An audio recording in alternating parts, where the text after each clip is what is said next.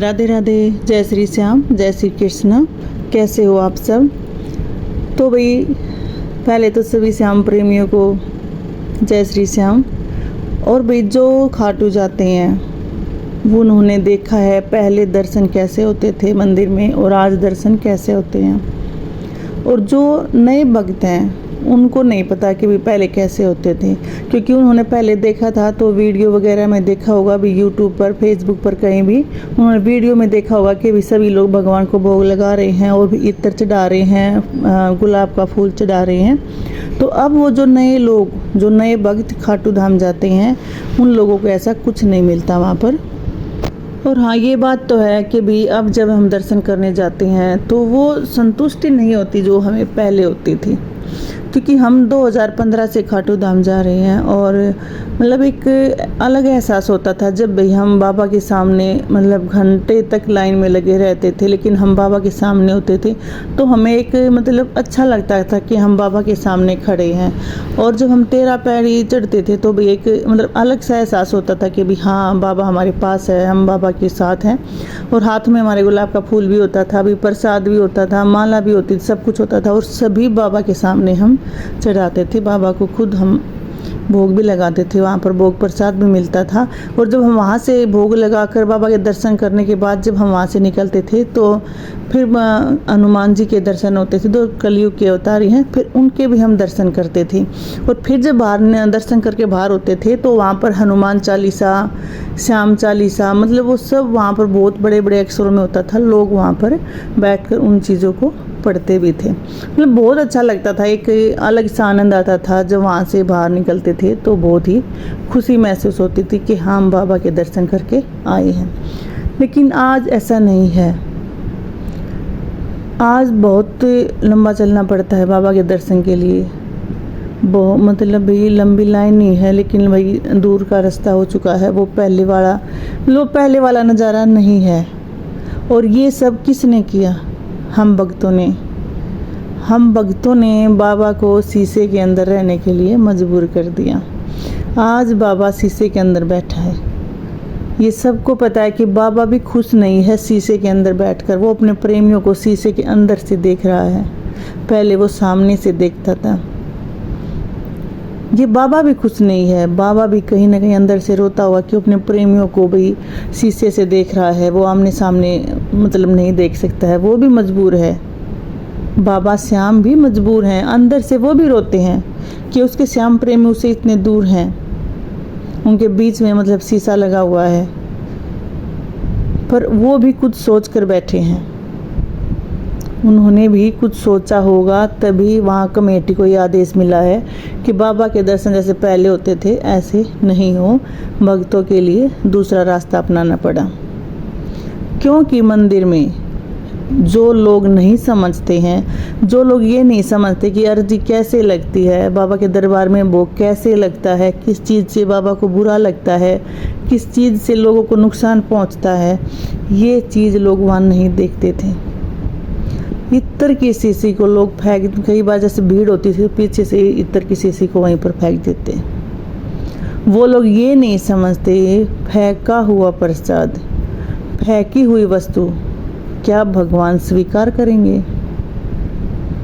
ये लोगों का तगाजा होता है, ये लोगों की जल्दबाजी होती है, कहीं उसका रह ना जाए। लेकिन ये गलत तरीका था। जब वो शीशी वहाँ पर वो फेंक देते थे तो वो शीशी नीचे गिर जाती थी और कुछ शीशी टूट भी जाती थी, क्योंकि वे कांच की शीशी होती हैं। जो बाबा को इत्र चढ़ाया जाता है वो शीशी कांच की होती हैं।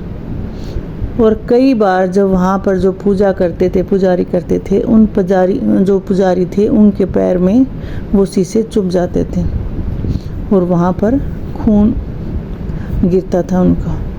क्या बाबा किसी भक्त की खूनी अर्जी स्वीकार कर सकेंगे? ये बात किसी ने नहीं सोची। अब बुरा लगता है, लोग ये बोलते हैं कि अब दर्शन अच्छे नहीं हो रहे हैं, अब दर्शन उनको संतुष्टि नहीं मिल रही है, बाबा को वो भोग नहीं लगा पा रहे हैं, बाबा को गुलाब नहीं चढ़ा रहे हैं, बाबा को इत्र नहीं चढ़ाया जा रहा है। अब भक्तों में वो खुशी नहीं है, मतलब वो संतुष्टि नहीं है। लेकिन भक्त ये नहीं सोचते जब बाबा के दरबार में वो जा रहे हैं, बाबा के सामने वो जा रहे हैं तो बाबा के दर्शन हो गए। और जिसको जो कुछ भोग लगाना है या इत्र चढ़ाना, कुछ भी चढ़ाना है, तो श्याम कुंड में जो बाबा के वहाँ पर जो दर्शन होते हैं, वहीं पर हनुमान के भी दर्शन होते हैं। आप वहाँ चढ़ाओ, गुलाब का फूल है, इत्र है, भोग आप वहाँ चढ़ा सकते हो, वहाँ बाबा के पास जा सकते हो, आप वहाँ चढ़ा सकते हो, यहाँ बाबा के दर्शन करो। लेकिन कुछ लोग इस बात को स्वीकार नहीं कर रहे हैं और ये नहीं समझते कि भाई बाबा श्याम कुंड में ही प्रकट हुए थे। जहाँ श्याम कुंड है वहीं बाबा का शीश मिला था, अब वहाँ भोग लगा दो। और अब भी जब जैसे लाइन लगी हुई है, अब वैसे सिस्टम अच्छा कर रखा कमेटी ने, बस इतना आके भी भक्त अपने हाथ से भोग प्रसाद नहीं चढ़ा रहे हैं। बाकी सिस्टम अच्छा है, वहाँ भीड़ नहीं है, धक्का मुक्की नहीं है। मतलब बाबा के सामने 15 लाइनें बना रखी हैं जो बिल्कुल सीधी हैं।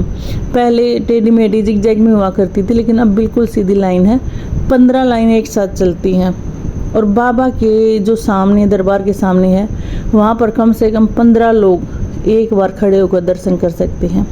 15 लाइन में 15 लोग दर्शन करेंगे, तो आप ये देखो वहाँ पर भीड़ नहीं होती, बहुत जल्दी दर्शन होते हैं। पहले जहाँ दर्शन में हमें 2.5-3 घंटे तक लग जाते थे, अब वहाँ पर 1 घंटे के अंदर हमारे दर्शन हो जाते हैं।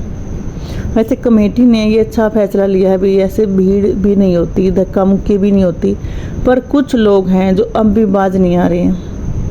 हम गए थे 20 तारीख को, तो हमने वहाँ पर देखा है कि कुछ तो क्या करते हैं, इत्र की शीशी खोलते हैं, रेलिंग पे लगा देते हैं। और कुछ क्या करते हैं, इत्र की शीशी खोल के ऐसे मतलब पीछे की लाइन से ऐसे फेंक रहे होते हैं। वो सोचते हैं किसी श्याम भक्त पर वो लग जाए तो स्वीकार हो जाता है। आप ये नहीं सोचते, जब हम वो इत्र बाबा तक तो पहुँचता नहीं। कोई गोद में बच्चा ले रहा है, किसी के हाथ में प्रसाद है, किसी के हाथ में कुछ है, वो कहीं भी गिर सकता है, बच्चे की आंख में भी लग सकता है। जैसे हम इतना शीशी को मतलब ऐसे भी झड़का रहे हैं, ऐसे छिड़क रहे हैं, तो वो शीशी भी हाथ से गिर सकती है, छूट सकती है, और वो गिरते ही शीशी टूट जाएगी। और आप ये देखो वहाँ से कितने लोग गुजरेंगे, हर इंसान के पैर में वो मतलब वो शीशा चुभेगा। और फिर आकर बोलते हैं कि हम बाबा के दरबार गए थे और हमारा नुकसान हो रहा है, हमारे घर में बरकत नहीं हो रही, हमारे काम नहीं हो रही।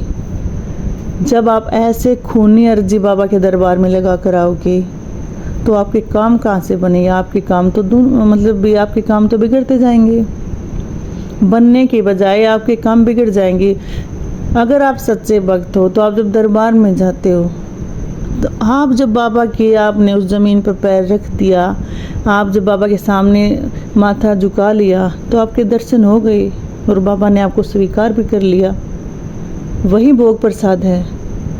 बाबा भूखा नहीं है, सिर्फ भूखा है तो वो सबके भाव का, प्यार का, स्नेह का, वो मिठाई का भूखा नहीं है। अगर आप इसको इत्र की शीशी नहीं फेंकोगे, इत्र नहीं छिड़को, तो वो इससे उससे कोई फ़र्क नहीं पड़ता।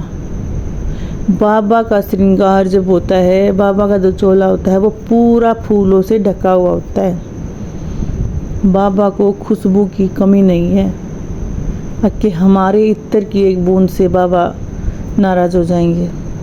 अगर इत्र चढ़ाना है, फूल चढ़ाना है, या फिर आपको प्रसाद चढ़ाना है, तो जो जहाँ पर जो श्याम कुंड है, वहाँ पर जो श्याम बाबा है, आप वहाँ पर लगाइए, वहाँ आपको कोई नहीं रोकता, आप वहाँ पर लगा सकते हो। वहीं पर हनुमान जी का भी है। आप हनुमान जी के जब हम दर्शन करते हैं, तो वहाँ पंडित जी तिलक भी लगाते हैं और सबके धागा भी बांधा जाता है। अब वहाँ करो दर्शन। वहीं से शीश का में जो भी शीश मिला था, वहीं बाबा प्रकट हुए थे, वहीं खेत थे, वहीं पर वो गाय का दूध निकलता था, वहीं बाबा का शीश था। जब 30 फीट तक खोदा गया था, तो वहीं एक बक्सा मिला था, उसी में बाबा का शीश था। तो अब वहाँ भोग लगाओ। ऐसे मतलब जो आप ये सोचो कि बाबा भी खुश नहीं है, बाबा भी खुश नहीं है शीशे के अंदर बैठकर अपने भक्तों को वो देख रहा है, लेकिन बाबा की नज़र हर बंदे पर है। जो वहाँ से गुजरता है, हर इंसान पर बाबा की नज़र है कि ये इंसान किस भाव से मेरे मंदिर में आया है, किस भाव से मेरे सामने ये झुका है, क्या इसका भाव है, क्या ये चाहता है। बाबा को सब पता है। आप ये मत सोचना कि मैं बाबा के दरबार गया था, मैं ये चीज़ मांगना भूल गया। बाबा को ये पता है कि इस इंसान को क्या देना है और इसको क्या चाहिए, इसके लिए क्या सही है। वो मांगने से नहीं मिलता। अगर मांगने से मिलता तो लोग वहाँ पर पैसों के बोरे मांगने जाते, लेकिन मांगने से नहीं मिलता। बाबा को, जब बाबा के सामने गुजरते हो, बाबा को ये पता है इस इंसान को क्या चाहिए और इसको क्या देना है, क्या इसके लिए सही है। हो सकता है जो आप मांग रहे हो आपके लिए सही नहीं हो और बाबा का हाथ आपके सर पर है, बाबा आपको चीज़ ना दे। तो ये मत सोचना कि बाबा ने ये चीज़ नहीं दी जो मैंने मांगी थी। ये सोचना कि बाबा ने वो चीज़ नहीं दी, वो आपके लिए सही नहीं थी। हो सकता है बाबा आपको कुछ बड़ा देना चाहता हो। कभी भी अपनी भक्ति पर, अपने बाबा पर शक नहीं करना चाहिए कि मुझे ये लेना था, ये नहीं दिया। वो वही देंगे जो आपके लिए सही होगा और आपके भले में होगा। ये है बाबा का प्यार अपने भक्तों के लिए। और जब भी दर्शन करने जाएं तो सच्चे मन से भाव का प्रसाद लेके जाएं, प्यार का प्रसाद लेके जाएं। ऐसा नहीं हो कि वहाँ आप किसी को कष्ट देकर आओ, किसी को दुख देकर आओ जिससे बाबा नाराज़ हो। आप इतनी दूर जाते हो, इतने मतलब बाबा को दर्शन के लिए इतने लाइन में लगते हो। 5 घंटे का रास्ता होता है, हमारे यहाँ से 5 घंटे का रास्ता है और हम 2 मिनट के दर्शन करने जाते हैं। उस 2 मिनट में ही हम किसी का बुरा कर दें, किसी का गलत कर दें, क्या फ़ायदा हुआ। 5 घंटे हम जाने के लगाते हैं, 5 घंटे हम आने के लगाते हैं और उस 2 मिनट में हम कुछ गलत कराते हैं। तो क्या बाबा हमसे खुश होगा? कभी नहीं होगा। और फिर बोलेंगे बाबा हमारे लिए कुछ नहीं करता। बाबा हमारे लिए वही करता है जो हमारे लिए सही होता है, जो बाबा को सही लगता है। तो इसलिए जब भी दर्शन करने जाओ, अपने दिल में, अपने मन में बाबा के लिए भाव का प्रसाद लेके जाओ। बाबा भाव के भूखे हैं, ना पैसों के भूखे हैं, ना मिठाई के भूखे हैं। उनको सिर्फ भाव चाहिए और वो भाव ही बाबा को आप अर्पण करें। राधे राधे।